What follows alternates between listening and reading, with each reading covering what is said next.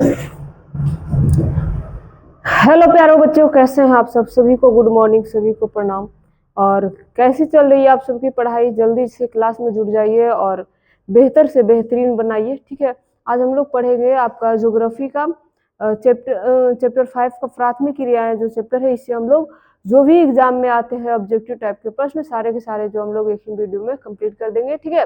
देखिए, इसमें आपको बाबू वही बच्चा देखेगा जिसको नंबर लाना है एग्जाम में। जिसको नहीं नंबर लाना है, जिसको पास नहीं होना है, वो टाइम पास नहीं कीजिएगा, क्योंकि इसमें जो भी बताया जाएगा, जो भी पढ़ाया जाएगा, एकदम इम्पोर्टेंट क्वेश्चन रहेंगे, ठीक है। परीक्षा में आने वाले ही क्वेश्चन जो है इस क्लास में आपको दिया जा रहा है, ठीक है। तो चलिए, हम लोग जो है ज्यादा बातचीत में समय नहीं गवाते हैं, सीधे आपको जो है आपके प्रश्न की ओर ले चलते हैं, क्योंकि हमको पता है कि अभी आपके लिए समय कितना इम्पोर्टेंट है, कितना जरूरी है ना। समय सबसे बड़ी चीज होती है। अगर आप पढ़ाई में समय को इग्नोर कीजिएगा बाबू, तो ये समय बहुत खराब भी है, आपको जो है पढ़ाई की दुनिया से एकदम अलग कर देगा, ठीक है। तो आप लोग समय को देखते हुए अच्छे से अच्छे तरीके से जो है पढ़ाई को क्लियर करते चलिए, ठीक ना। चलिए, आज जो हम लोग पढ़ने वाले हैं उस चैप्टर का सबसे पहला क्वेश्चन दिया गया है कि निम्न में से कौन सी जो है खाद्य फसल है, मतलब खाने वाली फसल। वैसे देखो, खाने वाली फसल सब होती है, लेकिन कुछ फसल व्यापारिक फसल के अंतर्गत आते हैं। मतलब कि वो फसल खाद्य फसल नहीं कहलाएंगे जो जिस फसल का उपज जो है किसान लोग व्यवसाय के लिए करता है, ठीक है। बहुत सारे फसल ऐसे हैं जिसे किसान खाने की दृष्टि से नहीं बल्कि व्यवसाय की दृष्टि से ज्यादा करता है, ठीक है। चलिए, छाटेंगे हम लोग वैसा ऑप्शन को। पहला है गन्ना। गन्ना अभी अब के मतलब कि अब के समय में तो बहुत कम होता है, लेकिन पहले आज के करीब 20 साल 25 साल पहले हर एरिया में, हमारे गया वाले क्षेत्र में भी बहुत सारे गन्ने रहते थे, गन्ने के फसल उगाए जाते थे।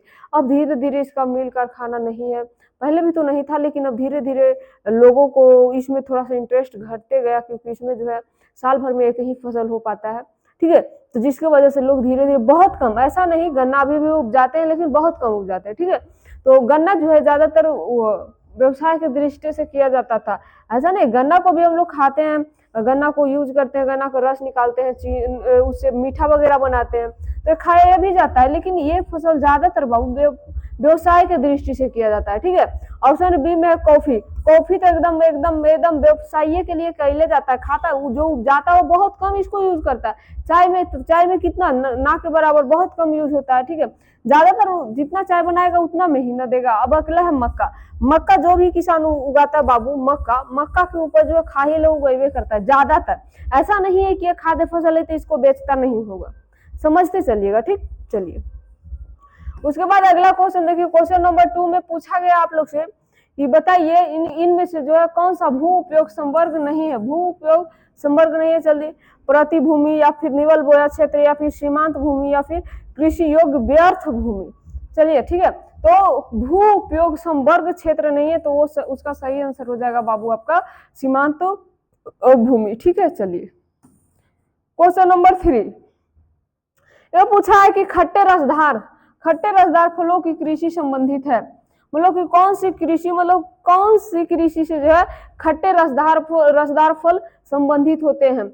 खट्टे रसदार फल में कौन कौन से हो जाते हैं, जैसे संतरा खट्टा भी है, रसदार भी है, अंगूर खट्टा भी है, रसदार भी है, बहुत सारे फल ऐसे हैं। लेकिन आम को आप खट्टे रसदार नहीं कर सकते, आम मीठीली रसीली आम होती है, ठीक है। तो इसमें पूछा कि खट्टे एवं रसदार फसल जो है किसे संबंधित है। मिश्रित कृषि से, जी नहीं, है ना। सघन कृषि से, जी नहीं। भूमध्य सागरीय कृषि बाबू इसका बिल्कुल सही आंसर होगा कि भूमध्य सागरीय कृषि से खट्टे रसदार फसल संबंधित है। नहीं तो एक एक करके भी पूछ देगा, पूछेगा कि बताइए संतरा जो है, संतरा कृषि से संबंधित कौन सी कृषि से संबंधित है, और ऑप्शन सेम यही दे देगा, उसमें आपको छाटना पड़ेगा, ठीक है।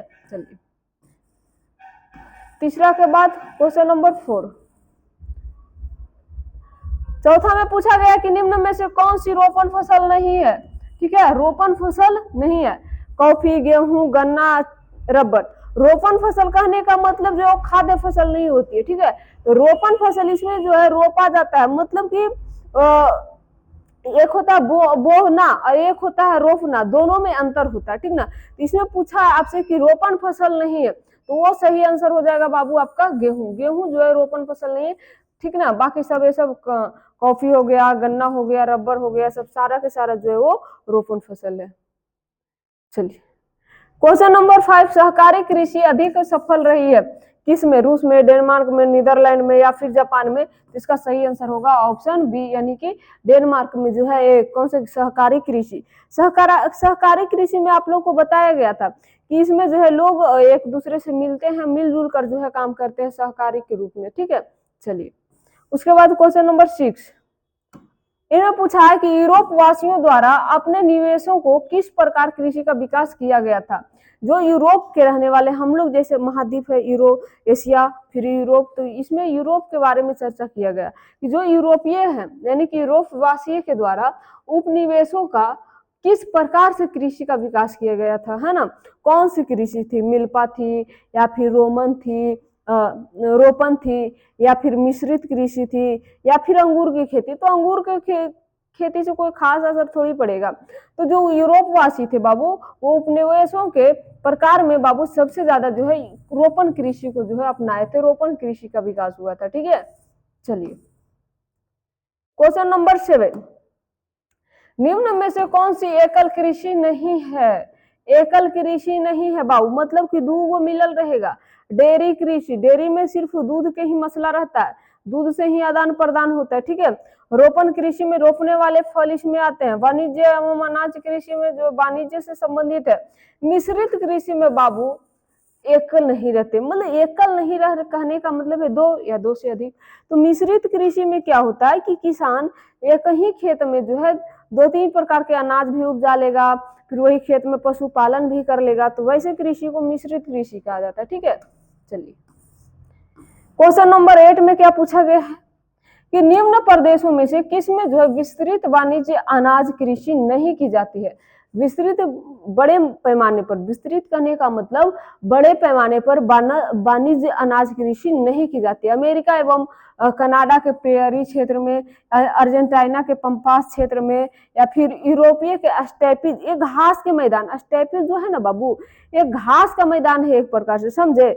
उसके बाद है अमेजन बेसिन में।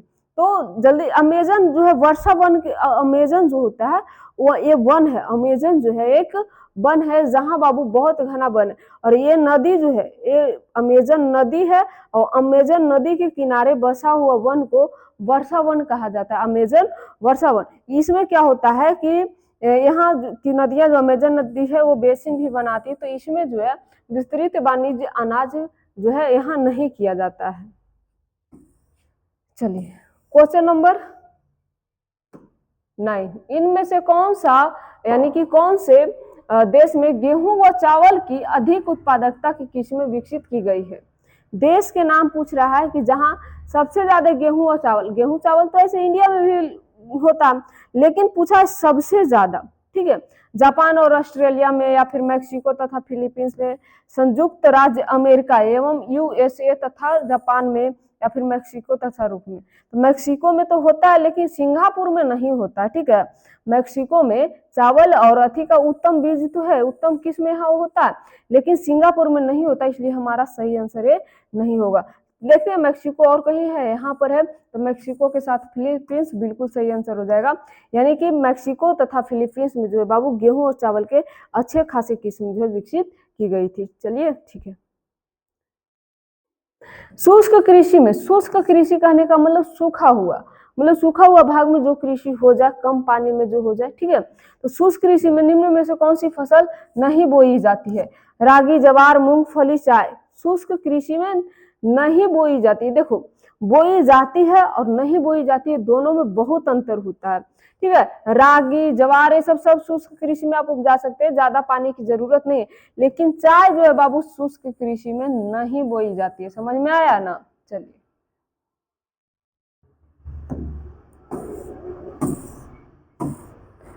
उसके बाद अगला क्वेश्चन है, निम्न में से कौन कृषि आधारित उत्पाद नहीं है? मतलब कृषि नहीं, चीनी, चीनी कृषि से ही होता बाबू।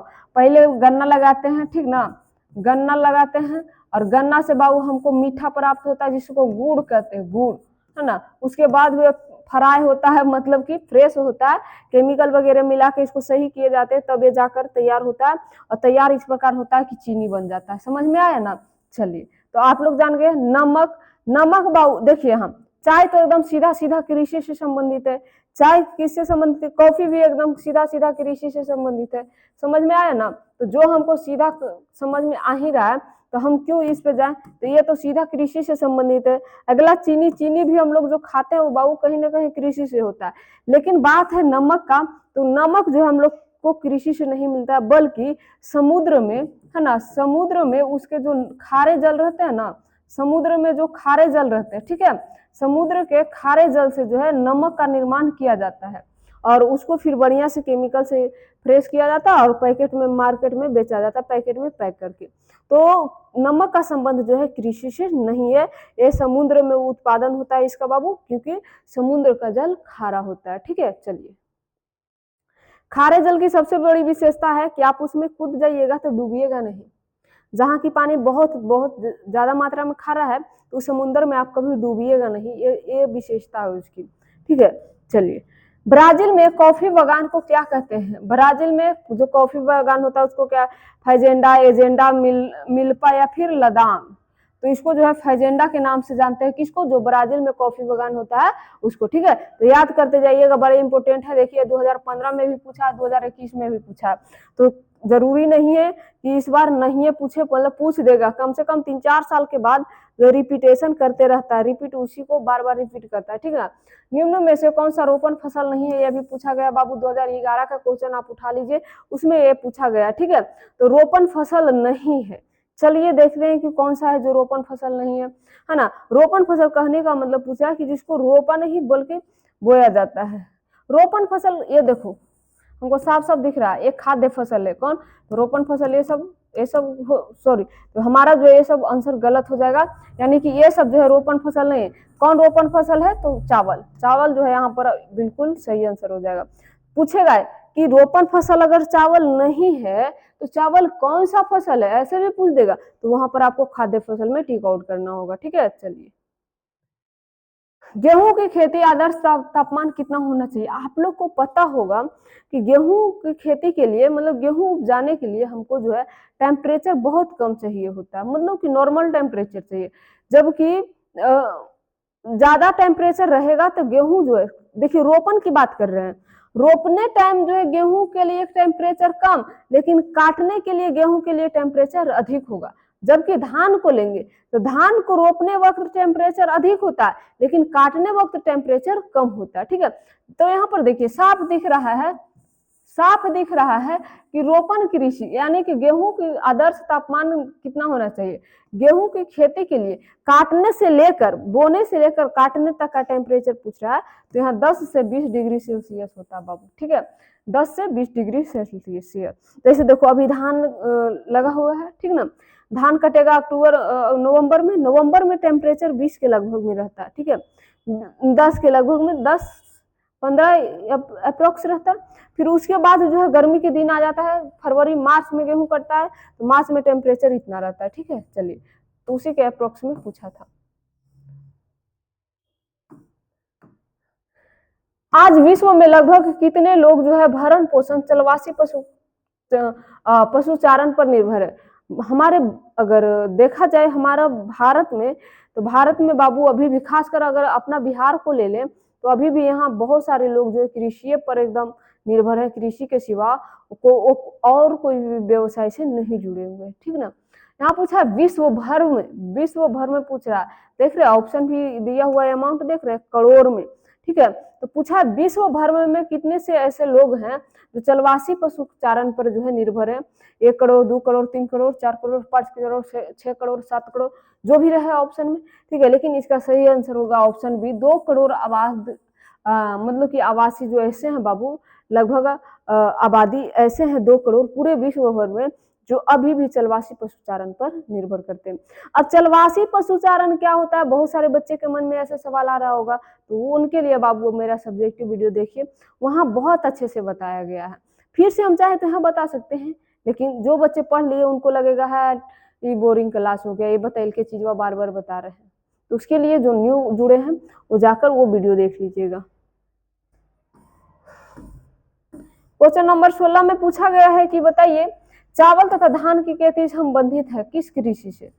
भूमध्य सागरीय में तो इसमें जो है खट्टे रसदार फल आते हैं, है ना। इसमें कौन से फल आते हैं? खट्टे एवं रसदार फल, है ना, खट्टे एवं रसदार फल। तो ये तो हमारा सही आंसर होगा नहीं। खट्टे एवं रसदार फल भूमध्य सागर ये कृषि से आते हैं। चावल और धान जो बिहार में तो होता ही होता है, चावल और धान लगभग हम लोग के एरिया में देखिएगा तो हर लोग रोपते हैं। क्यों रोपते हैं? क्या व्यवसाय के दृष्टि से रोपते हैं कि व्यवसाय करेंगे? जी नहीं, हमारे बिहार में जो है बाबू व्यवसाय की दृष्टि से नहीं बल्कि भरण पोषण की दृष्टि से धान और चावल की खेती, चावल और गेहूं की खेती ज्यादा मात्रा में किया जाता है, ताकि यहाँ के किसान जो है इस प्रकार से गरीब हैं कि वो खरीद कर खाने में सक्षम नहीं है। ठीक है, तो किसी प्रकार से मजदूरी भी करते हैं तो कृषि से संबंधित मजदूरी करते हैं ताकि उनको खाने के लिए अनाज जो है सही से मिल जाए। रोपण कृषि से संबंधित है, रोपण कृषि से जी नहीं, रोपण कृषि में वो सब गन्ना वगैरह आता है। ठीक है, ट्रक कृषि से ये भी नहीं होगा। अब देखो गहन निर्वाहन कृषि, गहन निर्वाहन जो है आपका बिल्कुल सही आंसर होगा, यानी कि गहन निर्वाहन कृषि के लिए जो है धान और गेहूं संबंधित होता है। ठीक है, चलिए अगला है कि रबर सबसे बड़ा निर्यातक देश कौन है? कौन सा ऐसा देश है बाबू जो रबर, देखो रबर की खेती किया जाता है, रबर का क्या होता है? खेती होता है, और खेती के बाद रबर का उत्पादन किया जाता है, उत्पादन के बाद उसको निर्यात किया जाता है। क्योंकि देखो खाने वाला चीज हम ना भी निर्यात करेंगे तो अपने देश में खा पचा के हजम कर देंगे, लेकिन जो चीज यूज करने वाला है तो अपना देश में जितना आबादी रहेगा वही हिसाब से यूज होगा ना, बाकी को तो हमको बेचना पड़ेगा, निर्यात करना पड़ेगा। तो रबर का जो है, रबर का सबसे बड़ा निर्यातक देश इसमें से जो रूस, अमेरिका, जापान, मलेशिया, तो इसका सही आंसर हो जाएगा मलेशिया। ओके, कृषि के अंतर्गत इनमें से कौन किसे लेते हैं? कृषि के अंतर्गत किसे लेते हैं? फलोत्पादन को। कृषि के अंतर्गत क्या फल आएंगे या नहीं आएंगे? फल का, जैसे मान लिया जब मेरे पास बहुत सारे खेत हैं, ठीक है, खेत में हमने फसल लगा दिया, फसल में फल, आम, अमरूद, कोई भी फल ले लिए, ठीक है, आम हो गया, ठीक है, अमरूद हो गया, या फिर अमरूद हो गया, या केला हो गया, ठीक है, केला हो गया, या संतरा हो गया, कोई भी फसल अगर हम उत्पादन करते हैं फल में तो क्या वो कृषि कहलाएगा? पशुपालन में बाबू हम 10 गो बकरी ले लिए, ठीक है, बकरी ले लिए, या फिर बहुत सारी गायें ले लिए, क्या ले लिए? गायें ले लिए, तब क्या वो कृषि कहलाएगा? मत्स्य में हम मछली पालन करने लगे, क्या करने लगे? मछली पालन करने लगे, तो क्या वो कृषि कहलाएगा? बिल्कुल कहलाएगा। ठीक है, तो कृषि के अंतर्गत ही ये सभी आता है, तो इसमें जो हमारा सही आंसर ऑप्शन डी होगा। ठीक, अगला है कि कृषि के लिए इनमें से कौन सा सबसे अधिक उपजाऊ है ना? सबसे अधिक उपजाऊ पर्वतीय ढाल क्षेत्र। क्या कृषि के लिए सबसे अच्छा पर्वतीय ढाल क्षेत्र होता है, या फिर उच्च पठार वाला क्षेत्र होता है, या फिर मैदान होता है, या वर्ष भर वर्षा होगा तो वहाँ कोनो कृषि नहीं सही होगा। पर्वतीय ढाल में बाबू सब जो है फसल नहीं हो पाएगा, इसमें जो है जैसे चाय वगैरह हो जाता है, उच्च पठार में भी नहीं होगा। कृषि के लिए सबसे अच्छा देखा जाए बाबू तो मैदानी भाग होता है। ठीक है, क्या होता है? मैदानी भाग।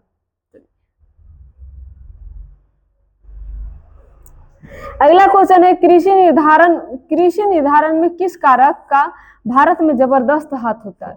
कृषि निर्धारण के लिए मतलब कृषि सही होगा या अच्छा नहीं होगा, कैसा होगा कृषि, तो भारत में सबसे बड़ा हाथ किसका रहता है ना? एक ऐसा नहीं बोल दीजिएगा कि हाथ किसका रहेगा, जो हमको क्या पता, जो खेती करेगा उसका हाथ रहेगा। एक बार ऐसी क्वेश्चन में था कि भारत की आजादी में गांधी जी का कितना बड़ा हाथ था, तो हाथे पार दिया, बोला इतना बड़ा हाथ था। तो ऐसा गलती नहीं करना है, ठीक ना? पढ़ाई को कभी भी मजाक में नहीं पढ़ना है, सीरियस रूप में पढ़ना है। ये साफ साफ यही पूछता है कि कृषि निर्धारण के लिए मतलब कृषि सही है, अच्छा है, अच्छा हुआ या नहीं हुआ, इसके लिए सबसे बड़ा जिम्मेदार कारक क्या है? क्या भूमि? देखो भूमि तो है ही, लेकिन भारत में जो है भूमि तो लगभग ठीक ही है।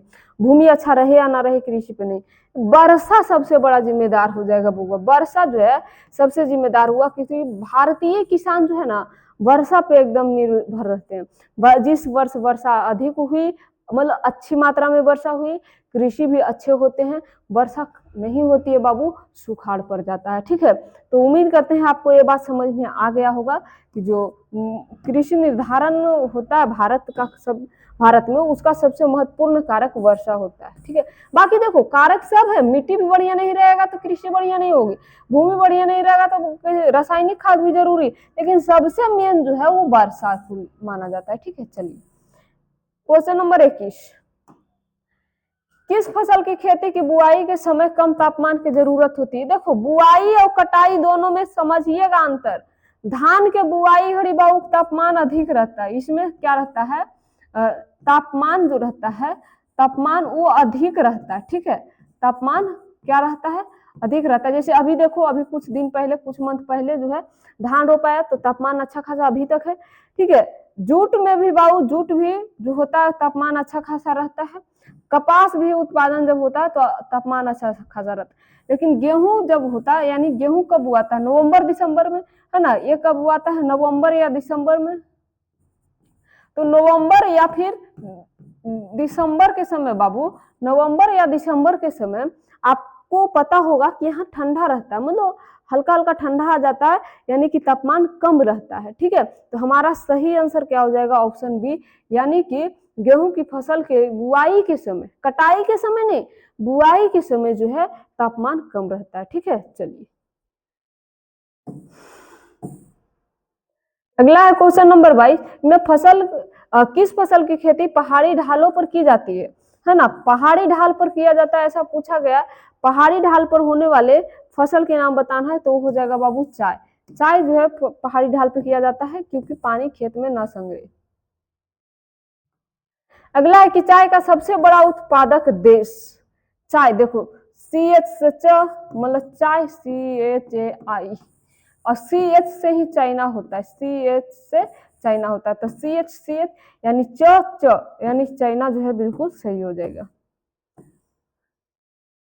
अगला देखिए यहाँ पर, यहाँ आपसे पूछा गया कि निम्न में से आर्थिक क्रियाओं को ग्रामीण अधिवासों से संबंधित है, जो मतलब कि पूछना ये चाह रहा है कि कौन सी ऐसी आर्थिक क्रिया है जो ग्रामवासी ज्यादा उसमें इन्वॉल्व रहते हैं, क्या कृषि करते हैं या बिजनेस करते हैं या फिर सर्विस में रहते हैं।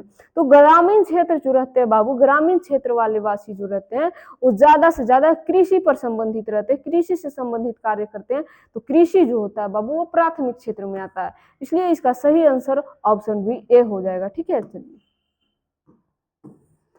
तो इसमें निम्न में से किसे जो है कर्तन दहन कृषि भी कहते हैं, कर्तन दहन कृषि किसे कहा जाता है, चलिए यहाँ पर जवाब दीजिए, सघन निर्वाहन को, आदिम निर्वाहन को, या विस्तृत वाणिज्य अनाज को, या फिर मिश्रित कृषि को। ठीक है, इसका सही जवाब दीजिए आप लोग कि क्या होगा। तो जो कर्तन दहन कृषि होता है बाबू, आदिम निर्वाहन कृषि को कहा जाता है। ठीक, क्वेश्चन नंबर 26, फूलों की कृषि कहलाती है, फूलों की कृषि क्या कहलाएगी, मिश्रित कृषि या फिर ट्रक कृषि या रोपण कृषि या पुनोत्पादन कृषि, है ना, क्या कहलाती है, जल्दी से इसका जवाब दीजिए कि जो फूलों की कृषि होती है बाबू वो ना तो मिश्रित होगा, ना तो ट्रक होगा, ना तो रोपण होगा, ये जो है बाबू वो पुनोत्पादन होता है। ठीक, इनमें से कौन सा रोपण फसल है, रोपण फसल है, मक्का, गेहूं, चाय, राय, है ना, रोपण फसल पूछ रहा है, एगो बोल देगा रोपण फसल नहीं है, एगो बोल देगा रोपण फसल है, तो ये सब बाबू रोपण फसल खाद्य फसल में आता है, इसमें सही आंसर ऑप्शन सी हो जाएगा। ठीक, चलिए रबड़ किस प्रकार की कृषि का जो है उपज है, रबड़ जो है किस प्रकार की कृषि का उपज होता है, क्या रोपण कृषि होता है, भूमध्य सागरीय में तो हम लोग कब के पढ़ चुके हैं कि इसमें जो है खट्टे फल आते हैं, या फिर प्रारंभिक अस्थायी कृषि होता है, या मिश्रित कृषि हो ही नहीं कर सकता, इसका सही आंसर हो जाएगा ऑप्शन ए। चलिए क्वेश्चन नंबर 29, इन्होंने पूछा निम्नलिखित में से कौन प्राथमिक क्रियाकलाप है, प्राथमिक पहला क्रियाकलाप, चलिए देखते हैं, खेती करना, जूट उद्योग, या फिर बुआई, या फिर व्यापार, ये सब बहुत द्वितीय में आ जाएगा, प्राथमिक कृषि मतलब खेती हो जाएगा। ठीक, चलिए अगला क्वेश्चन नंबर 23 में अंगूर की खेती को कहा जाता है, अंगूर की खेती को खट्टा चीज से बिलोंग करते हैं ना, तो अंगूर की खेती जो है क्या पिसीकल्चर होगा, सेरिकल्चर, रेशम कृषि से संबंधित है। ठीक है, तो इसका सही आंसर हो जाएगा ऑप्शन है विटीकल्चर। ठीक, अगला क्वेश्चन है कि इनमें से कौन शुष्क कृषि से संबंधित है। शुष्क कृषि मतलब कि वो कृषि को होने के लिए, वो कृषि की उपज होने के लिए बहुत कम वर्षा की जरूरत पड़ती है, मतलब वर्षा कम में भी वो कृषि हो जाती है, ऐसा पूछा गया। तो धान के लिए बाबू वर्षा चाहिए। ऑप्शन बी जो है बाजरा से, गन्ना के लिए भी वर्षा की जरूरत होती है। चौथा ऑप्शन पढ़ने की जरूरत ही नहीं है। चलिए